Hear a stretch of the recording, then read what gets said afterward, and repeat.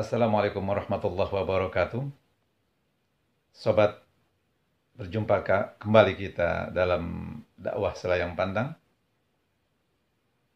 A'udzubillahi minasyaitonirrajim. Bismillahirrahmanirrahim. Allahumma shalli ala sayyidina Muhammad wa ala ali sayyidina Muhammad. Sesungguhnya gaya hidup seseorang sangatlah ditentukan bagaimana caranya dia memandang hidup ini.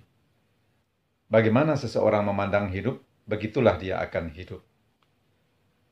Jadi untuk merubah keadaan seseorang, haruslah diawali dengan merubah cara pandangnya lebih dahulu. Allah berfirman dalam Al-Quran, Innallaha la yughayyiru ma biqaumin hatta yughayyiru ma bi anfusihim. Allah tidak akan merubah nasib suatu kaum sampai kaum itu mau merubah keadaannya sendiri.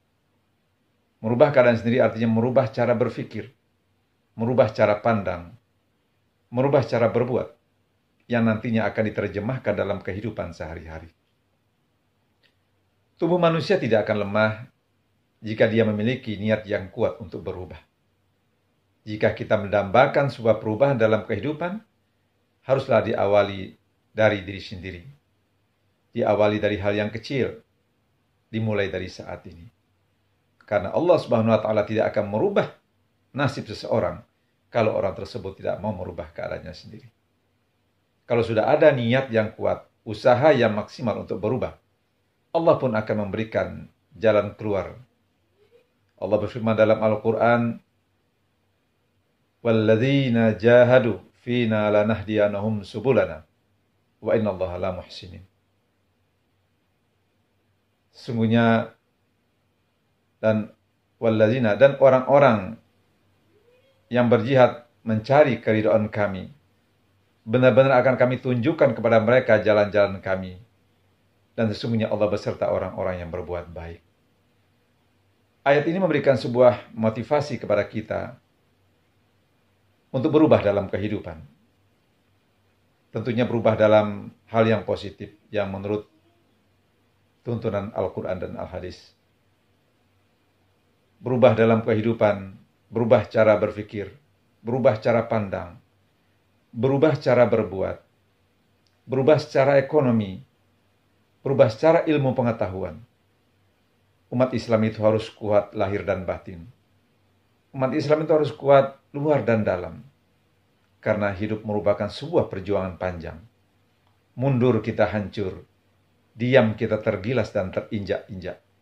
Tidak lain kita harus maju ke depan, maju menatap masa depan yang lebih baik tentunya. Bapak Ibu yang dirahmati Allah Subhanahu wa Ta'ala, seorang ulama besar, Imam Al-Ghazali, melakukan sebuah perubahan besar dalam bidang ilmu pengetahuan Islam. Beliau mengarang sebuah kitab yang sangat fenomenal hingga saat ini bernama Ihya Ulumuddin. Sebuah kitab yang sangat berpengaruh, yang mana di dalamnya terdapat ilmu fikih dan ilmu tasawuf. Ilmu tasawuf pada zaman Imam Al-Ghazali adalah ilmu yang sangat tertolak. Para ulama pada masa itu, baik itu ulama ahli hadis ataupun ulama-ulama besar lainnya pada zaman itu, menolak dengan adanya ilmu tasawuf. Karena ilmu tasawuf tidak pernah diajarkan oleh Rasulullah SAW. Sehingga para ulama tersohor pada saat itu tidak menerima dengan keberadaannya ilmu tasawuf.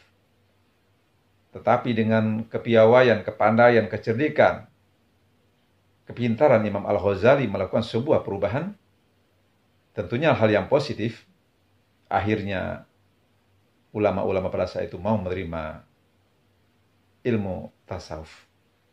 Dengan perpaduan yang sangat bagus sekali, sehingga ilmu fikih dan ilmu tasawuf dijadikan sebuah kitab yang bernama Ihya Ulumuddin, sebuah kitab yang sangat fenomenal hingga saat ini, dan banyak universitas-universitas dunia yang menjadikan sebuah rujukan. Bapak Ibu yang dirahmati Allah Subhanahu wa Ta'ala, ini sebuah perubahan yang dilakukan oleh seorang ulama terkenal, Imam Al-Ghazali.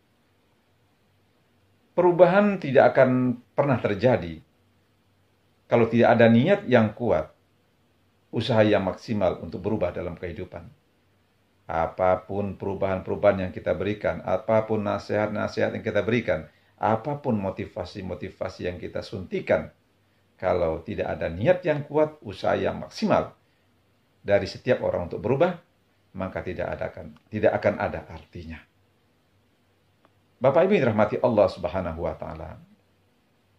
Rasulullah Shallallahu alaihi wasallam melakukan sebuah perubahan besar.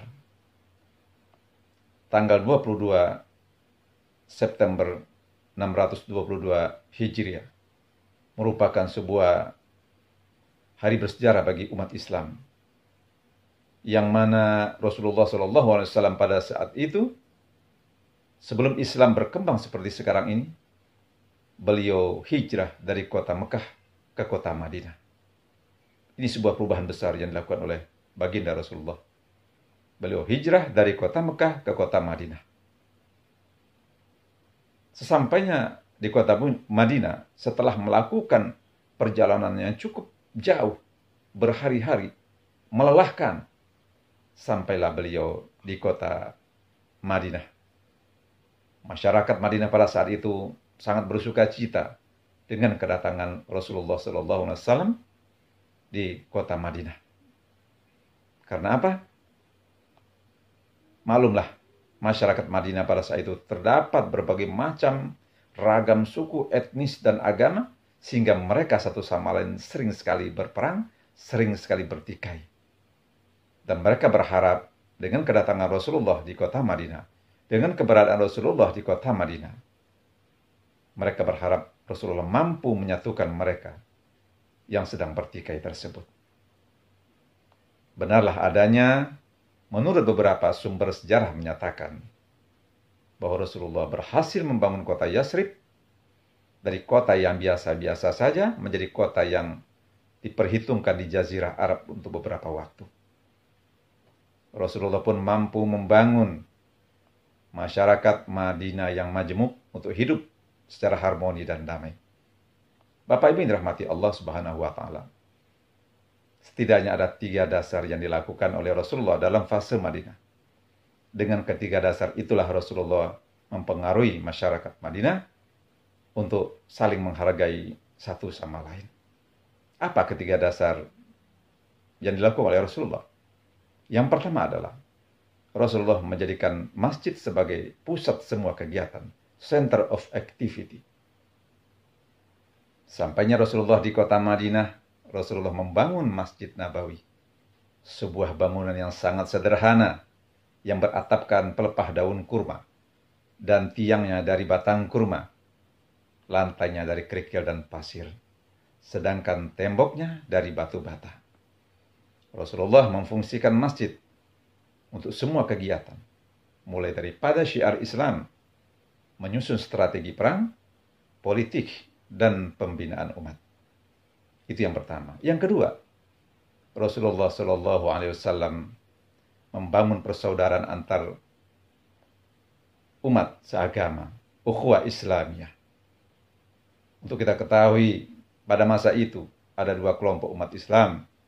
Yang pertama adalah kaum Ansor, umat Islam yang berasal dari kota Mekah yang hijrah bersama Rasulullah ke kota Madinah.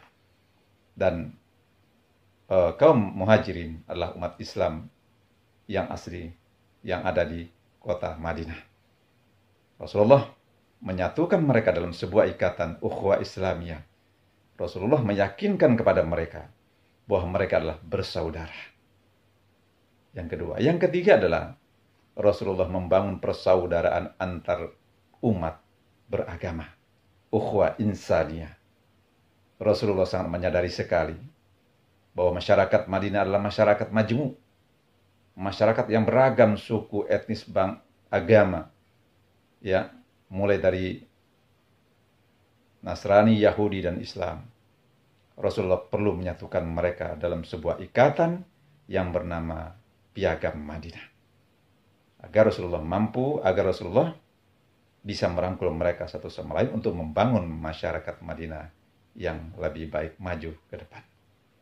Bapak Ibu yang dirahmati Allah Subhanahu wa taala, hidup harus berubah. Tentunya berubah untuk kemajuan, baik itu agama, bangsa, dan negara, tentunya dalam lindungan Allah Subhanahu wa taala. Semoga bermanfaat. Akhirul kalam, assalamualaikum warahmatullahi wabarakatuh.